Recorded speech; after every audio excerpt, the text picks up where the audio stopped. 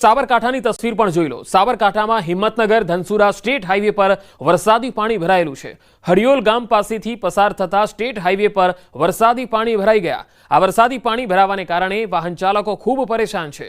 પાણીના યોગ્ય નિકાલના અભાવે વરસાદી પાણી ભરાયું। બે જિલ્લાને જોડતો આ સ્ટેટ હાઈવે પર દર વર્ષે પાણી ભરાય છે। અનેક રજૂઆત છતાં પણ કોઈ ઉકેલ નથી આવતો।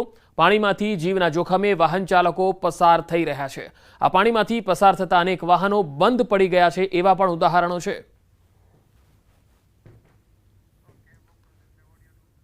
સાબરકાંઠા અને ઉપરવાસમાં અવિરત વરસાદના કારણે છેલ્લા 3 દિવસથી વરસાદી માહોલ જામ્યો હતો અને વરસાદી માહોલના કારણે અનેક જગ્યાએ પાણી ભરાવાનો બનાવ પણ સામે આવ્યા હતા। તો કેટલીક નદી નાળાઓ પણ છલકાયા હતા, જેના કારણે પાણીનો પ્રવાહ વધી રહ્યો છે।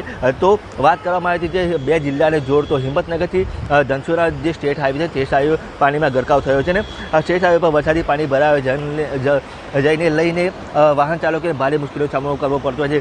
દ્રશ્યોમાં જોઈ શકાય છે તે પ્રમાણે કેટલા વાહનો પાણીના પ્રવાહમાં બંધ પડી જતા હોય છે, તેના કારણે પણ સ્થાનિકોને ભારે મુશ્કેલીનો સામનો કરવો પડતો હોય છે।